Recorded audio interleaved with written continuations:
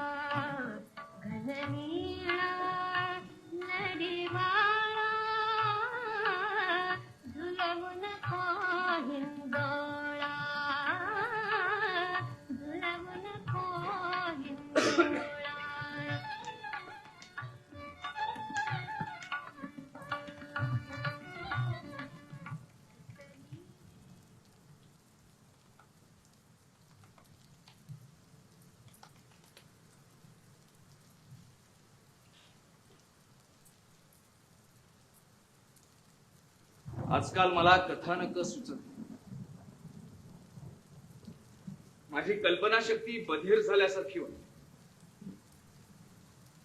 तो येऊन गेल्यापासून गेली 3 वर्ष एकही लेख, कथा वा कादंबरी न लिहिता रोज सकाळी हा लॅपटॉप उघडून त्यावर अर्थहीन कथानकांचे तुकडे बडवतो आणि बॅकस्पेसच्या त्या वेगानं मागे सरकणाऱ्या की सोबत पुसूनही टाकतो. काही द्यायला घ्यावं तर ते पूर्ण होत नाही. तर अशा अर्थहीन संकल्पना लेखना दरम्यान ताणायला जातात एखाद्या फुसक्या दोऱ्यासारख्या पटकन तुटून.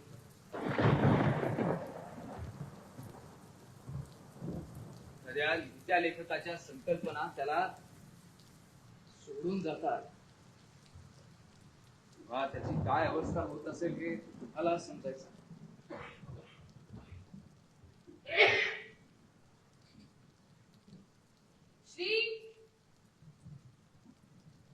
स्वयंपाक करून ठेवलाय आणि आज मावशी येणार नाही, त्यामुळे तुला सगळं गरम करून घ्यावं लागेल. आणि हो, तो इलेक्ट्रिशियन पण यायचाय, त्याच्याकडनं सगळे काम व्यवस्थित करून घे. मावशी येणार नाहीये आज. किती पसारा घातलायस. पण जाऊ दे, मला तुझं आवरायला वेळ नाही. तू माझी ग्रीन फाईट पाहिलीस का.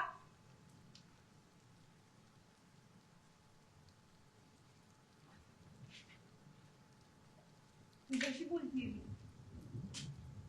काय झालंय, काय होणार विचार करतोस.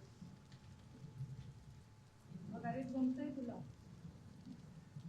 विश्वास ठेव जरा स्वतः. बरं चल, मी निघते आता. मला खरंच खूप उशीर होतोय. आपण आल्यावर बोल. तू वेळेवर जेवण करून घे. रमा,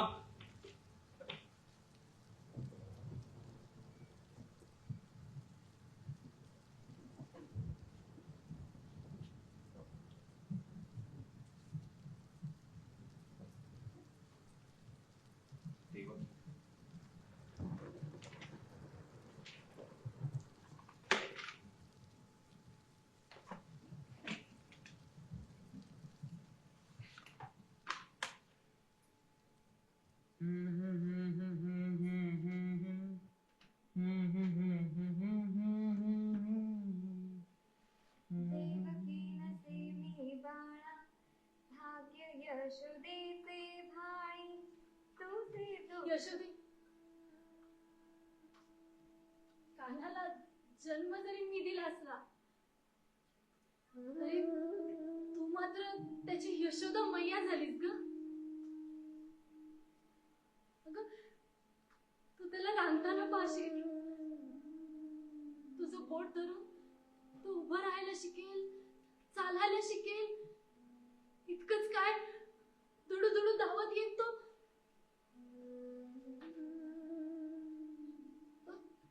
तुझ्याच कवीत सामावेल.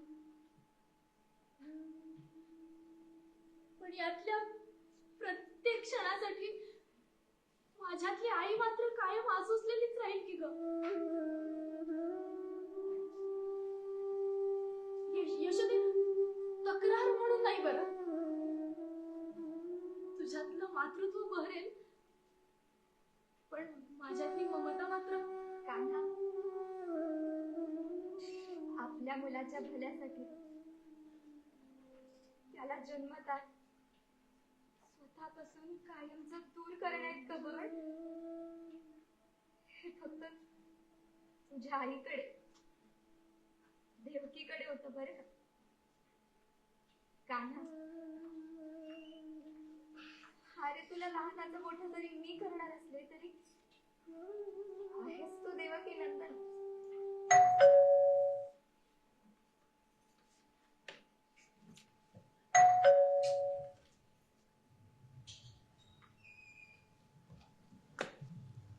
नेमक्या वेळी यायचं असतं.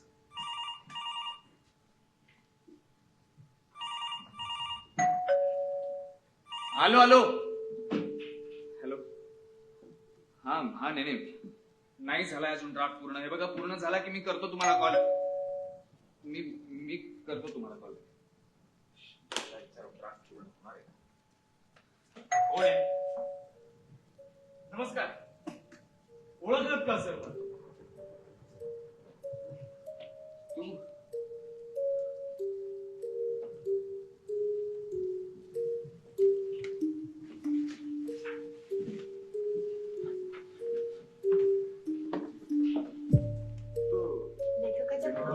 माझ्या जन्मात ते रवींद्रनाथ पात्र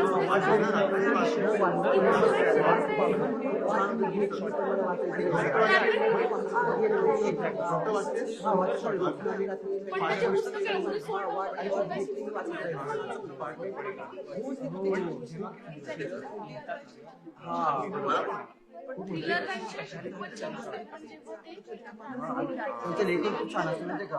हो, वाचले ना. नमस्कार. बसा बसा. यानंतर माझ्या 2 मीटिंग लाईन अप आहेत, त्यामुळे आपण हा विषय जरा लवकर आटपूया. सर नमस्कार. नमस्कार. वाट या पुस्तकाच्या प्रकाशन सोहळ्यात आम्हाला बोलवल्याबद्दल धन्यवाद. सर, तुम्हाला तुमच्या नवीन पुस्तकाबद्दल खूप खूप शुभेच्छा. तुमच्या या पुस्तकाबद्दल काय भावना आहेत? मी फार भावनांमध्ये अडकणारा माणूस नाहीये. मी प्रॅक्टिकल करण्याचा पुरेपूर प्रयत्न करतो, म्हणून मला एवढी सगळी पुस्तकं लिहिता आली असेल. सर, या वर्षातलं सलग हे तुमचं 3रं पुस्तक आहे आणि एकूण म्हणायला गेलं तर वयाच्या 32व्या वर्षात तुमचं 21वं पुस्तक प्रकाशित होतं. तर तुम्ही हे सगळं मॅनेज कसं करता? दिवसातले 18 तास लिहितो मी, त्यामुळे फार काही मॅनेज करण्याची गरज वाटत नाही मला. पण माझ्या बायकोच्या सपोर्टशिवाय हे नक्कीच पॉसिबल नसतं. ते तितकंच करायचं. सर, तुम्ही इतके नावाजलेले लेखक आहात. नवीन होतकरू लेखक तुमची पुस्तकं अभ्यास म्हणून वाचतात. त्याबद्दल तुमचं काय मत आहे? नवीन होतकरू लेखक जर माझी पुस्तकं वाचत असतील तर ते चांगले वाचक नक्कीच बनतील. लेखक बनतील की नाही माहिती. एखाद्या नवीन होतकरू लेखकाने तुमच्या शैलीत लिखाण करायचा प्रयत्न केला तर तुम्हाला ते वाचायला आवडेल?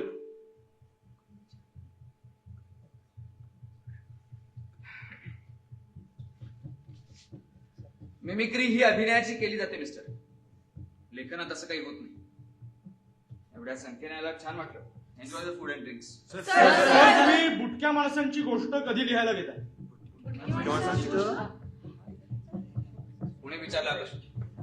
एक्सक्यूज मी, कुणी विचारला हा प्रश्न?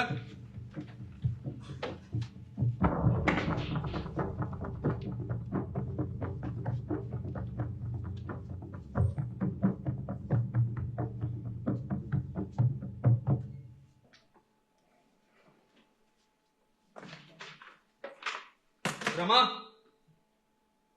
रमा, ओ अगं माझी किल्ली कुठे आहे? अरे तुझ्या संदुकीत आहे बघ. अगं पण मग संदूक कुठे आहे? अरे श्री त्या शेल्फ मध्ये. नाहीये शेल्फ मध्ये म्हणून तर विचारतो ना मी. 100 वेळा सांगितलं असतं माझ्या वस्तूंना हात नका लावत जाऊ म्हणून.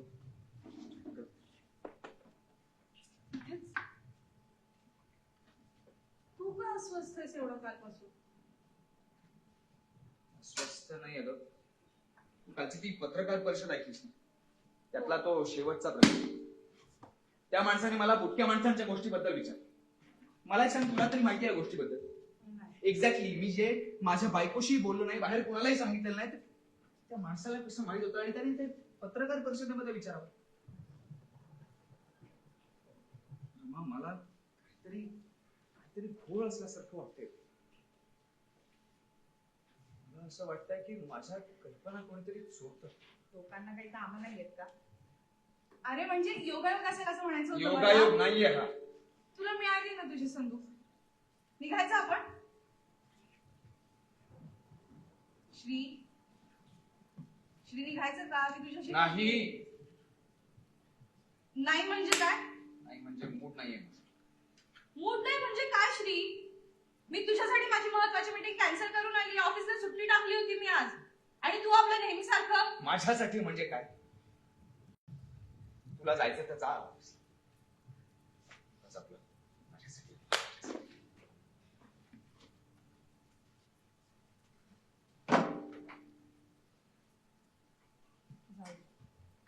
माझी मीटिंगची वेळ गेली नाहीये. मी चालली. रमा ऐक ना, मला तसं नव्हतं म्हणायचं. रमा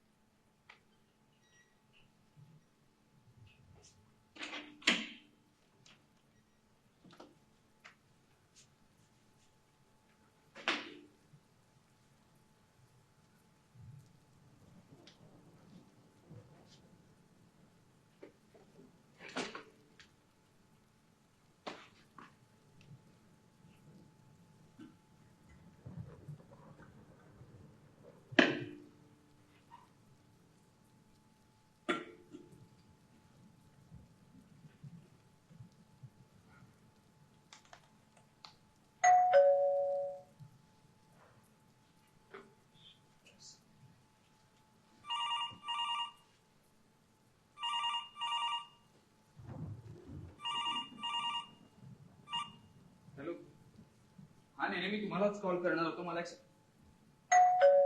अच्छा वाचला का? बरोबर. हो हो नाही मला वेगळं.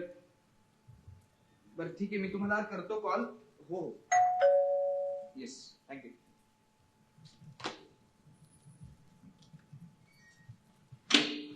कोण आहे? नमस्कार. ओळखलत का सर? नाही.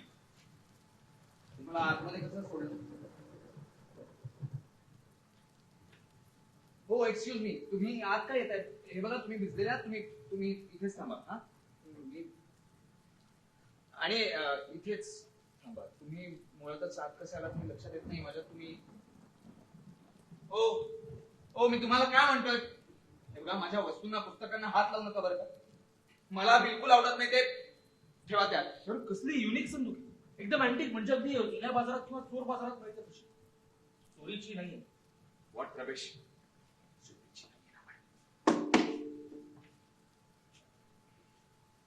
सर वॉचमॅनला कॉल करू नका, आपण ओळखतो एकमेकांना. हो का? पुणे साहित्य संमेलन आपण मागच्या वर्षी. हा मागच्या महिन्यात मोहनच्या घरी पार्टी झाली होती. आपण तिथे भेटलो होतो. कोण मोहन?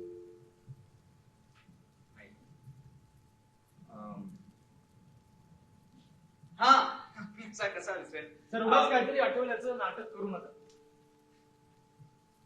बघा मी तुम्हाला आता म्हणालो माझ्या पुस्तकांना हात लावू नका. ठेवा सर या पुस्तकांवर जितकं तुमचं प्रेम आहे ना तितकंच माझंही प्रेम आहे. किंबहुना तुमच्याहून पिळभर जास्त समजा. अच्छा म्हणजे माझ्या वाचकांपैकी आहे तसं समजा. बस.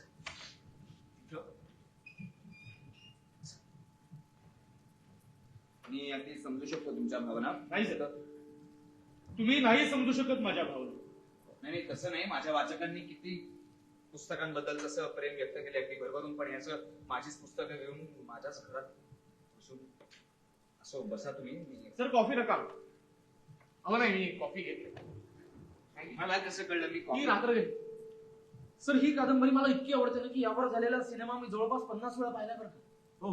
बापरे, पटकथा मीच लिहिली. ऑफकोर्स माहितीये की सर मला. किती मिळाले असतील साधारण? हा? म्हणलं काय विलक्षण अनुभव येत असतील तुम्हाला प्रत्येक कादंबरी लिहिताना. हा. सर तुम्हाला माहितीये मला तुमचं अगदी प्रत्येक पुस्तक तोंडपाठ असतं बरं का. आणि माझं सगळ्यात आवडतं म्हणजे पारिजात. सर ही कादंबरी आणि यातलं ते रवींद्रचं पात्र काय सुरेख लिहिता सर तुम्ही. धन्यवाद. अप्रतिम. म्हणजे कधी कधी असं वाटतं ना या सगळ्या पात्रांना जिवंत करणारे हे जर तुमचे हात आहेत नसते. हे हात कायमचे स्वतःकडे घ्यावेत.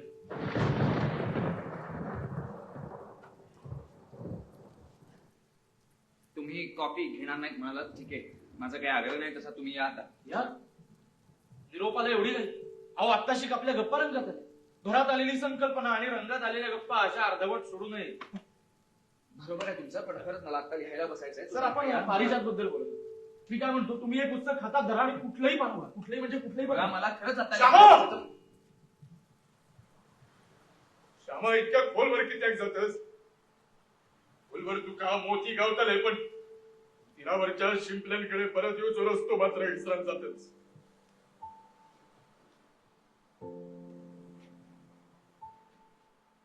सुखदे आठवता तुला?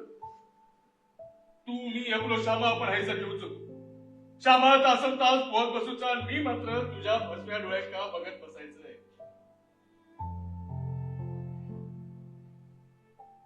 कित्याक आजारी पडलीस, कित्याक सोडून गेलीस मग. तुझ्या जाण्यानंतर सगळा किती बदलला ठाऊक का तुला? आपला श्यामा आता मुंबई कळवता फार मोठं लेखक झालो असत मला.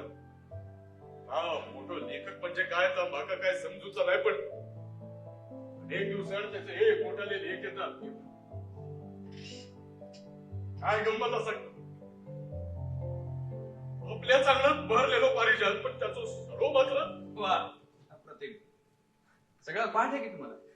काय राज्यनाट्य स्पर्धांमध्ये वगैरे भाग घेता का? अहो, नाही तसं असेल तर मी परवानगी द्यायला तयार आहे.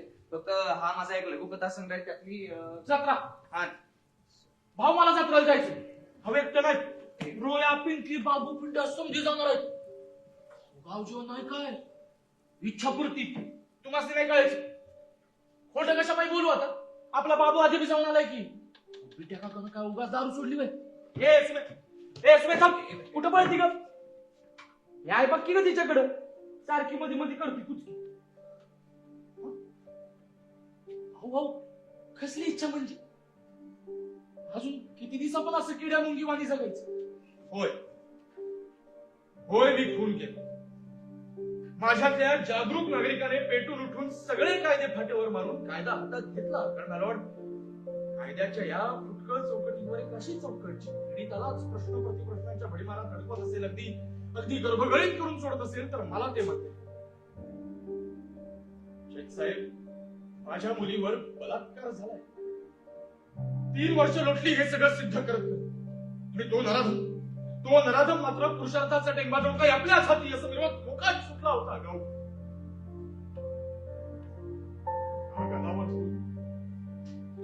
राग अनावर होऊन केला मी त्याचा खून.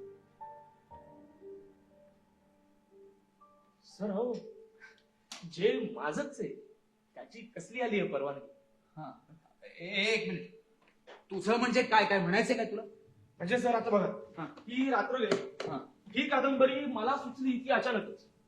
तुला सुचली? हो सर. म्हणजे हा. मी ना सर रात्री बेरात्री जागणार माणूस. अहो मला झोपच लागत नाही. मी ना दिवसा झोपतो आणि रात्री जागरण करतो. सगळं उलट आहे सर. ए बस बस, काय नाव काय तुझं? अनिरुद्ध कुलकर्णी. ते जे काही असेल ते असेल. तुला परवानगी वगैरे असेल तर थांब, नाही तर जा. सर नाही, मी तुम्हाला हे सांगत होतो की मी रात्री अपरात्री खूप फिरतो आणि अशाच एका वाळवंटी रात्री दिशाहीन भटकंती करत असताना मला युरेका झाला. तू काय बोलतोस? सर शपथ, तुमची शपथ. बसा. अहो बसा, समजवतो. बघ मला खरंच ना आता सर त्या रात्री माझ्या हे लक्षात आलं की काही रात्रींना गर्भच नसतो. वांझोटे असतात या रात्री. या रात्री नवीन दिवसाला जन्मच देऊ शकत नाहीत. यांना उषक कालाचा उशाप नाही. आणि अशाच एका रात्री सुचली मला ही रात्र गेली. काय मूर्खासारखं बरळतोस? ही कादंबरी मी लिहिली आहे मुखपृष्ठावर आतमध्ये सगळीकडे माझं नाव आहे, वाच. अहो तुम्ही लिहिली म्हणल्यावर तुमचंच नाव असणार आहे. एक्झॅक्टली. पण ती सुचली ती मला. तू काय मूर्ख समजतोस का मला? माझ्याच घरात येऊन माझ्या सगळ्या कथा संकल्पनांवर हक्क गाजवतोयस. तुला मी तुझ्याशी बोलतो, तुला लक्षात आहे? तू काय करतोयस काय तू? ठीक आहे. अहो करायचं तुम्हाला नकोय मला. नक्की.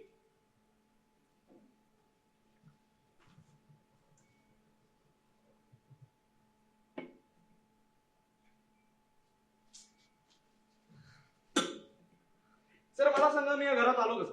कसं म्हणजे? ऑफकोर्स दारातून. एक्झॅक्टली. ते दार उघडलं कोणी? मीच. मी आत आल्यानंतर तुम्ही मला कॉफी ऑफर करायला निघाला होता. ती दिली नाही. आवाज वेगळा. पण निघाला होता. त्यानंतर मी तुम्हाला अगदी एवढं सुद्धा म्हणालो की रात्र गैरी ही कादंबरी माझ्या संकल्पनेवर आधारित आहे. मग तुम्ही मला अगदी बाहेर हकलू शकत होता, का नाही हकलू? सभ्यपणा म्हणतात त्याला. नाहीतर तुला आताही येऊ दिलं नसतं रे.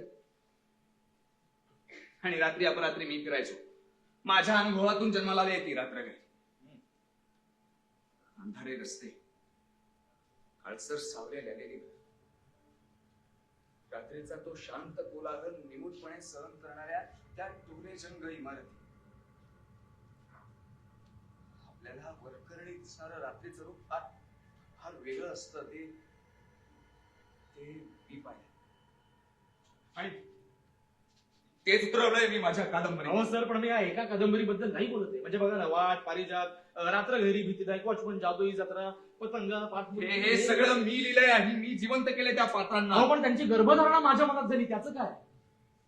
तू फार वेडायस. सकाळपासून कोणी भेटलं नसेल तुला. जा बाबा जा, मला ना खूप काम आहे. एकतर सकाळपासून झाली डोक्याला.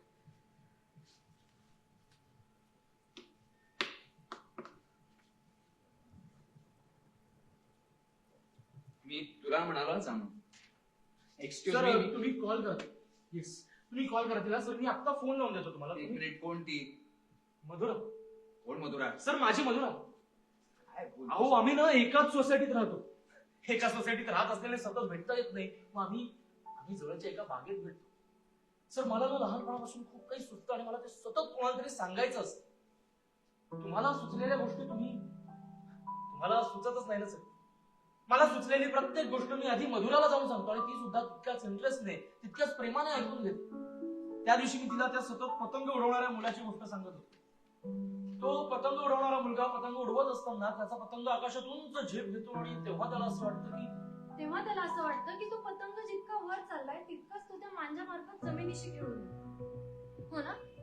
हो, पण हे तुला कसं माहिती? या कथा खरंच तुझ्या आहेत का यानी? माझ्या कथा आहेत, पण नावाच श्रीकांत निंबाळकर. हे बघ मधु, तुला वाटतंय असं नाही. मी तुला हे सगळं समजावू शकतो. या माझ्याच कथा आहेत. हे बघ. अरे पण इतक्या छोट्या कारणांवरून जर तू विश्वासघात करणार असशील तर यापुढे कसा ठेवू मी तुझ्यावरती विश्वास? अगं मी नाही केला तुझा विश्वासघात मधुरा. मधुरा हे बघ. इतका लांब राहायचा, इतका खोटारडा असशील असं वाटलं नव्हतं रे. मधु ऐक ना माझं. मधु तुला वाटतंय तसं नाहीये. मधुरा ऐकून तरी घे ना. सर तुमचा एक कॉल आमचं नातं वाचू शकतो. मी काय म्हणतो, तुम्ही तिला कॉल करा आणि फक्त एवढंच सांगा की ती पतंग उडवणाऱ्या मुलाची गोष्ट माझी, बाकी सगळं तुमचं म्हणतं. सर माझं काही ऑब्जेक्शन. ते सगळं मीच लिहिलंय आणि ते सगळं माझंच आहे, कळलं ना? आणि आता तुझे सगळं बरळलंच ना. ते मी यासाठी ऐकत होतो कारण तुम्हाला असं वाटलं की मी तुमचा एक अतिशय उत्तम वाचक. हो, मग ते खरंच आहे की सर. ते तितकंच खरं जितकं आहे की तुमच्या डोक्यात आलेली प्रत्येक संकल्पना ही आधी मला सुचलेली असते. मग तिचं बाष्प झाल्यासारखं होतं, ती हवेत विरून जाते, निस्तेज होते एखाद्या कलई उतरलेल्या पितळ्याप्रमाणे. आणि ते तुला उपमा छान सुचतात बरं का. म्हणजे आता तुझं सगळं सांगितलंच ना, ते इतकं अद्भुत आहे, इतकं रंजक आहे की त्यावर एक अप्रतिम अशी कथा होऊ शकते. कथा म्हणून सर, कथा म्हणून ऐका ना, तुम्हाला तुमची पुढची गोष्ट सापडेल. अरे नकोय मला काही गोष्ट भेटते, तू जा आता. सर मला सांगा, एखादी स्त्री जेव्हा प्रसूती वेदनांना सामोरी जाते तेव्हा त्या वेदना विसरायला तिला कितीसे दिवस लागतात? काहीच एक क्षण पुरेसे असतील कदाचित. कारण त्या माऊलीनं तिचं बाळ तिचं म्हणून हातात घेतलं की सगळ्या वेदना विसरून जात असत. आणि ती माऊली तिचं बाळ तिचं म्हणून कधीही जवळ घेऊ शकली नाही. तर देवकी. बघ, तुला काही बोलायचं असेल ना तर स्पष्ट बोल. हे असली कोडी टाकू नकोस. मला काही रस नाही ही कोडी सोडवण्यात. मी सर बोलतो व्यवस्थित हे बघ, तू जा आता. माझा खूप वेळ खाल्लायस. तू पण नका. मला सकाळपासून काही सुचत नाही. मी तुला काय म्हणतोय, तू जा आता. मी सर बसा. सर बसा ना प्लीज. मी समजवतो ना तुम्हाला. मी फार त्रास नाही देणार सर. मला तुझा आवाज ओळखीचा वाटतोय पण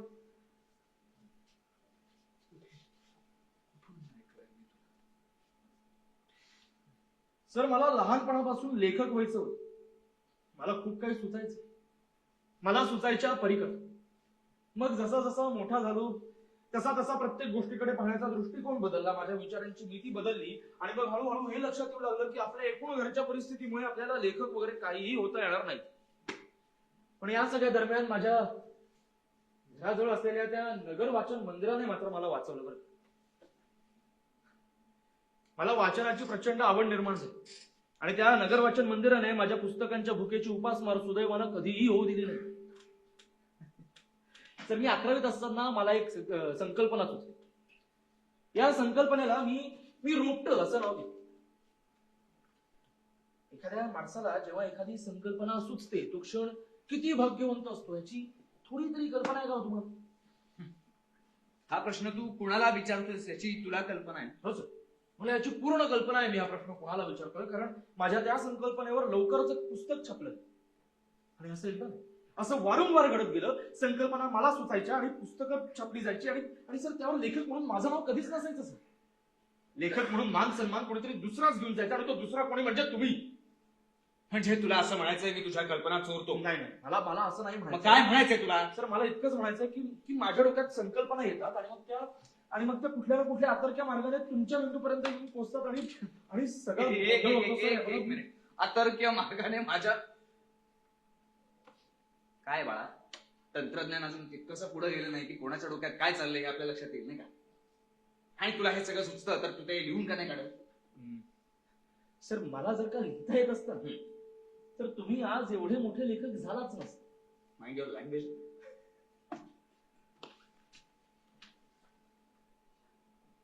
एक मिनिट. म्हणजे तुला हे सगळं सुचतं पण लिहिता येत नाही.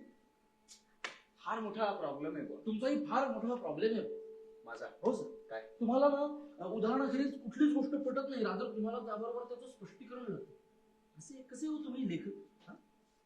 म्हणजे सर आता परवा सकाळी 11 वाजता कोथरूड डेपो ते मनपा या बसमध्ये तुम्ही चढलात का? हो हो, पण त्याचा काय संबंध? संबंध आहे. अहो मी स्वतः त्या बसमध्ये होतो. बर, मग तेव्हा सुचली मला त्या बुटक्या माणसांची गोष्ट. ही बुटकी माणसं पुण्याच्या अंधाऱ्या गल्लीबोळातून रात्री अपरात्री फिरतात आणि लोकांची स्वप्न चोरून त्यांना बेजार करतात. हे मला सुचलंय त्या दिवशी. हे मला सुचलंय आणि तुम्ही ते शोषून घेतलं. एक- ज्यूस प्यावा ना तसं तुम्ही ते माझ्या मेंदूतून शोषून घेतलंच. एक मिनिट. तू कालच्या त्या पत्रकार परिषदेमध्ये होतास ना? एक्झॅक्टली. हे आता तू ते सगळं बोललास ना, हे सगळे आरोप मी तुझ्यावर करू शकतो and I can legally sue you. एक मिनिट, हसायला काय झालं? लिगली सू. ओ सर तुमच्या डोक्यात घोळणारी प्रत्येक संकल्पना मी तुम्हाला आता इथे बसवून ऐकू शकतो. ऐकायची? प्रत्येक संकल्पना. हो सर. मी एका संकल्पनेवर कथा लिहितोय. ते त्याचं शीर्षक तरी तू सांगू शकशील? पाऊल खुणा. एक अशी वाट ज्यावर अनेकांचं येणं जाणं सतत चालू असायचं. स्क्रीन चालू होती माझी आता. तू आता हे वाचलं नाहीस कशावर? किती बेसिक विचार करता हो सर तुम्ही. हो काय? बर. काय या कथेत अजून बरंच काही घडतं पण ते अजून मी कुठेच उतरवलेलं नाही. ते नाही सांगू शकणार. या वाटेवर कुणाच्याच पावलांचे ठसे उमटत नाही. किंबहुना मागे वळून पाहिल्यानंतर प्रत्येक प्रवाशाला हाच प्रश्न पडतो की आपण नक्की याच वाटेवर चालत आलो ना? कारण या प्रवाशाच्या आठवणीत एक्झॅक्टली सर. मी तुम्हाला हेच सांगतोय. काहीतरी गडबड आहे सर. मी विचार करतो आणि ते आपोआप तुमच्यापर्यंत येतो. बस बस बस. कसं घडू शकतो? हे बघ, तुझं सकाळपासून ऐकतोय मी एकतर लिहायला बसलो होतो आणि तू आता काहीही बरोबर नाही. हे बघा, मी तू जा मी तुला खूप वेळा सांगून मला एक शेवटचं सर सांगतो. भिकारी नाहीये मी. भिकारी नाहीये मी. हे असे धक्के मारून बाहेर काढायला भिकारी नाहीये मी. मी तुम्हाला काय मागितलं? मी तुम्हाला फक्त इतकंच म्हणालो की ती एक संकल्पना माझी, ती एक कथा माझी, एवढं फक्त माझ्या प्रेयसी समोर कबूल करा. बाकी सगळं तुमचं म्हणून ठेवा ना सर, नो ऑब्जेक्शन. हे बघ, माझ्या घरात माझ्याशी असं बोलायचं नाही. कसला माज चढला तुम्हाला? या पुस्तकांचा सर, या पुस्तकांचा जर तुम्हाला माज असेल तर एवढं लक्षात ठेवा की तुम्ही आज जे कोणी आहात ते फक्त आणि फक्त माझ्या संकल्पनांमुळे आहात. तुम्हाला जी प्रसिद्धी मिळाली ती माझ्या पात्रांनी मिळवून दिली, यात तुमचं काहीही कौतुक नाहीये. त्या संकल्पनांच्या आज कथा आहेत आणि त्या श्रीकांत निंबाळकरने लिहिल्यात ना, म्हणून त्यांना काहीतरी व्हॅल्यू कळलं ना. हे पटतंय ना की या संकल्पना स्वतःच्या नाहीये? हो, मग जे तुमच्या मनाला पटतंय ते तुमच्या बुद्धीपर्यंत का नाही पोहोचत सर? जा बाबा, तू जा. सर, तुम्ही आज मला हकलताय खरं, पण कदाचित तुम्ही तुमच्याही नकळत तुमच्याच संकल्पनांना हकलता. All the best. हे काय बोललास तू? काय नाव? कुलकर्णी.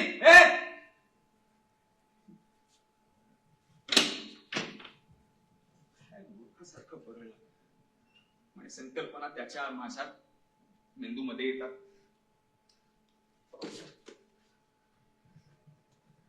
सूचना, लिखाण, काय काय माहिती काय साल्याला सगळं काहीतरी बरं असं बावट असत. पण मला त्याचा आवाज ओळखीचा वाटला. हे का? सर प्लीज सर, हे सगळं मला सुचतं आणि मग तुम्ही ते शोषून घेता. एकदा तिला फोन करा आणि सांगा ना.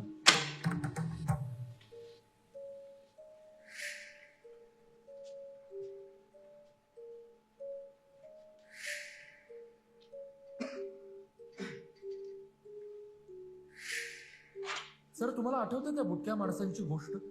ही माणसं रात्री अपरात्री लोकांची स्वप्न चोरून त्यांना बेजार करतात.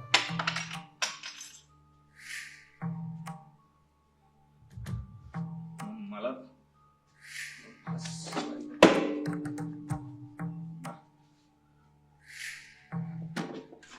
प्रिय केशवराव, अहो सर, असं माझं म्हणणंच नाही की या सगळ्या कथा माझ्या आहेत. फक्त ती एक कथा. सर, तुमचा ना एक प्रॉब्लेम आहे सर. तुम्हाला उदाहरणाखेरीज कोणतीच गोष्ट पटत नाही. रादर तुम्हाला त्याबरोबर त्याचं स्पष्टीकरण सुद्धा लागतं. असं नको व्हायला की तुम्ही तुमच्याही नकळत तुमच्या कथांना समजून घेताय.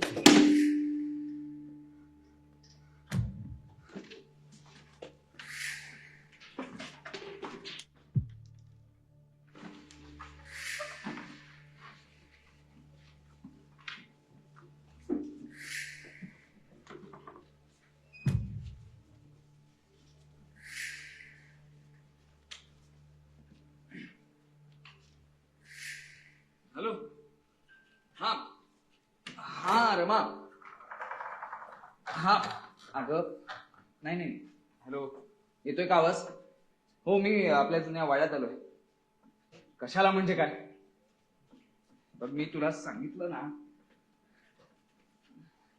अगं, तो येऊन गेल्यापासून ना मी जरा खरंच बिथरलोय, माहितीये का? नाही येणार आज घरी. ही प्रश्न विचारतेस तर काही कळत नाही. काय नाही.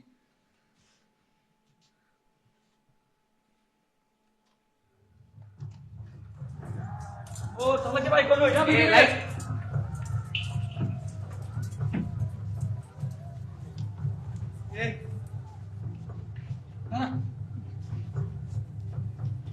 शिरप्या हल.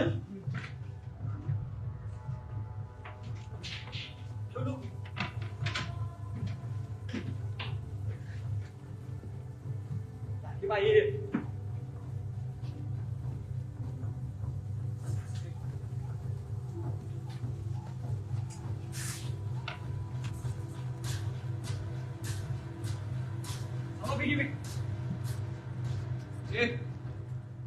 कोण होतं? हे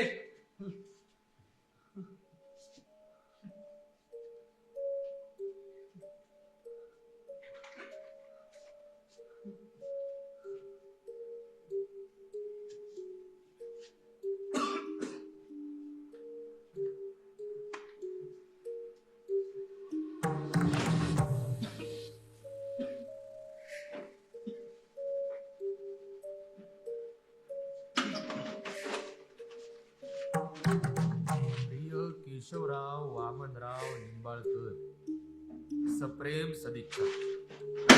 तसा आपला परिचय हा सरस्वती तुमच्या शिरावर अखंड शब्दकोशाचा वर्ग हस्त धरून आहे हे जाणून अतिशय हर्ष झाला. कोण आहे तिकडे? माझ्या या उतरतीच्या काळात माझ्याकडे तुम्हाला देण्यासारखे जे काही आहे ते या भेटी स्वरूपाने तुम्हास सप्रेम देत आहे. आपल्या लिहिलेला किल्ली द्यावी. कळावे. आपला स्नेहांकित विष्णुपंत गोंडोपंत कुलकर्णी.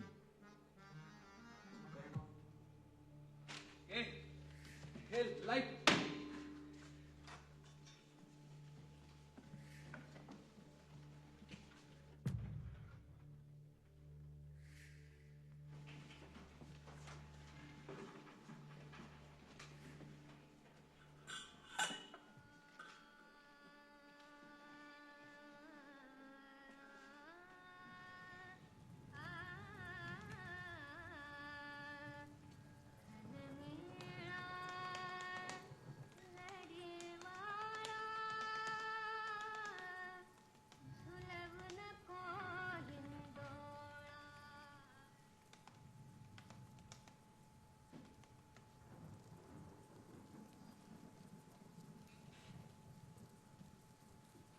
आजकाल मला कथानकच सुचत नाही. माझी कल्पनाशक्ती बधीर झाल्यासारखी वाटते. तो येऊन गेल्यापासून गेली 3 वर्ष हे काही लेख, कथा वा कादंबरी न लिहिता रोज सकाळी हा लॅपटॉप उघडून त्यावर अर्थहीन कथानकांचे तुकडे बडवतो आणि बॅकस्पेसच्या त्या वेगाने मागे सरकणाऱ्या की सोबत पुसूनही टाकतो. लिहायला घ्यावं तर ते पूर्ण होत नाही. कारण अशा अर्थहीन संकल्पना लेखनादरम्यान ताणायला जाताच एखाद्या फुसक्या दोऱ्यासारख्या कचकन तुटून जातात. एखाद्या लिहित्या लेखकाच्या संकल्पना त्याला सोडून जातात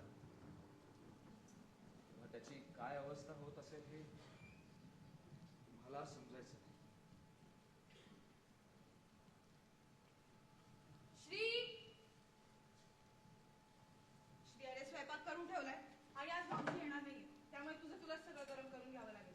आणि हो, तो इलेक्ट्रिशियन पण येणार आहे, त्याच्याकडनं सगळी कामं व्यवस्थित करून घे. मला आता खरंच खूप उशीर होतोय. बरं, तू माझी हिरवी फाईल पाहिजेस का?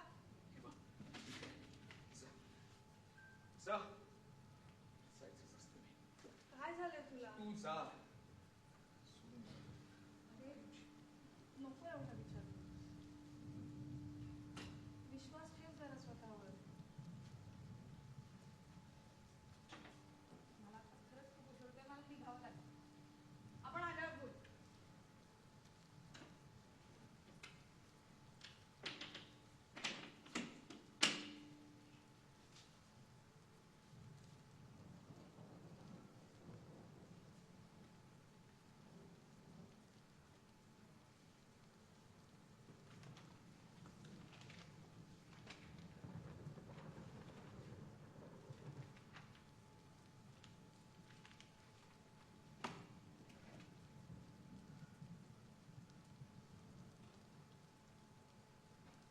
देवकी.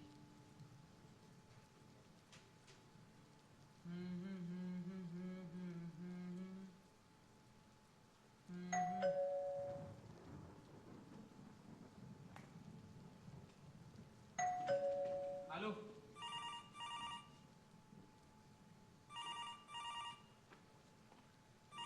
हॅलो.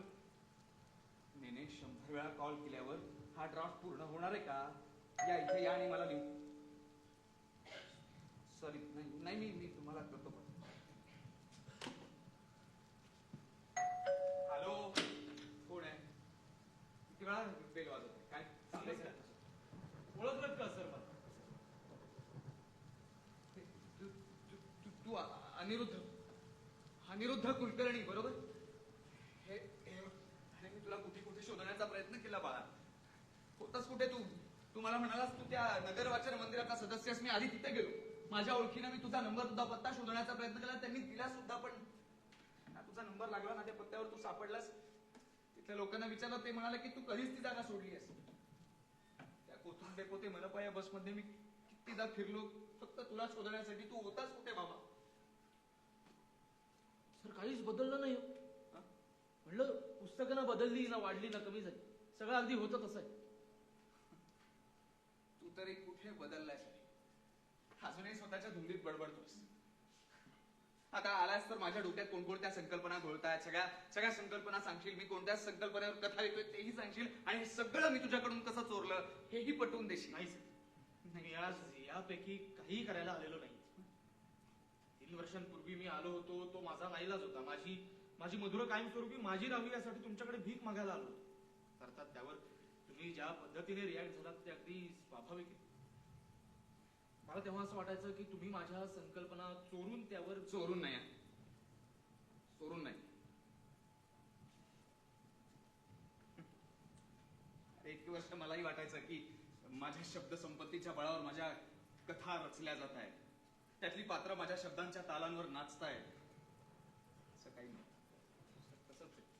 अहो, संकल्पना ही काही कोणाची जागीर नाही. म्हणजे एका वेळेला अनेक लोक एका संकल्पनेचा विचार करूच शकतात. जोवर त्या कागदावर उतरवल्या जात नाही तोवर त्यांचा मूळ मालकी हक्क कसा ठरवता येईल? तू काय बोलतोस तुला कळतंय का? हो सर, मी गेली 3 वर्ष या जगापासून लपून राहील. येता जाता माझ्या डोक्यातून माझ्या संकल्पना कोणी शोषून घेऊन येते यासाठी अगदी आटोकाट प्रयत्न केले. आणि या सगळ्या दरम्यान मला माझ्या संकल्पना या कुपीमध्ये दडवून ठेवण्याचं तंत्र अवगत झालं सर. या कुपीमध्ये माझी लेणी आहे, माझं अंतर्मन आहे सर, माझ्या सगळ्या संकल्पना आहेत. आय रिक्वेस्ट यू, तुमच्या लेखणीतून यांना जिवंत करा, कारण त्यांचा आता कोणमा राहू लागला. आणि मुद्दाम ही कुपी तुमच्या हातात नाही दिली कारण या सगळ्या पात्रांना जिवंत करणारे हे जे तुमचे हात आहेत ते कायमचे माझ्याकडे घ्यायची विकृत इच्छा झाली असती सर मला. अनिरुद्ध, नकोय मला ही कुपी. नाही, खरंच नकोय. बघ काय, तू मला एका माऊलीचं उदाहरण दिलं होतंस बघ. एक अशी आई जी आपल्या बाळाला कधी जवळ घेऊ शकली नाही, म्हणजेच देवकी. पण कृष्णाला लहानाचं मोठं यशोदेने केलं असलं तरी आहे तो देवकी नंदन असणार आहे. म्हणजे अरे या सगळ्या कथा, या सगळ्या संकल्पना तुझ्या डोक्यातून आल्यात तर त्या मी लिहिल्यात ते म्हणण्यात काय अर्थ आहे? सर असं नाही. असंच आहे, असंच आहे. बघ हे वाच, एकदाच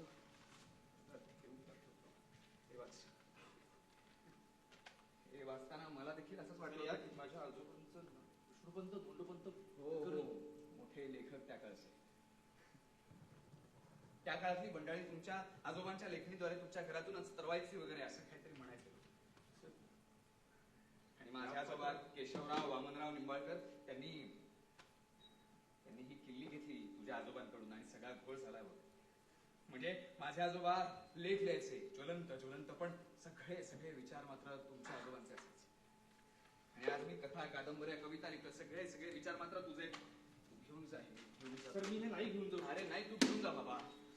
तुम्ही जे बोलताय ते जर का खरं असेल तर आपल्या पूर्वजांच्या एका निर्णयाने आपलं प्राक्तन लिहिलं. हो, आणि त्याचं ओझं फार मोठं आहे बाबा. तू घेऊन जा, घेऊन जा. मला नको. सर एक विचारू, देवकी महत्वाची का यशोदा? देवकी महत्वाची आणि यशोदाही महत्वाची आहे.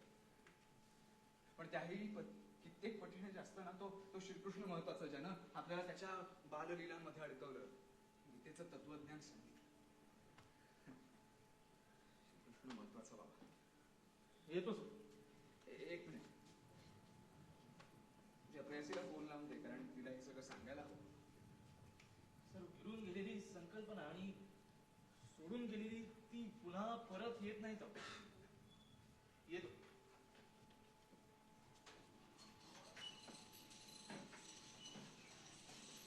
रमा,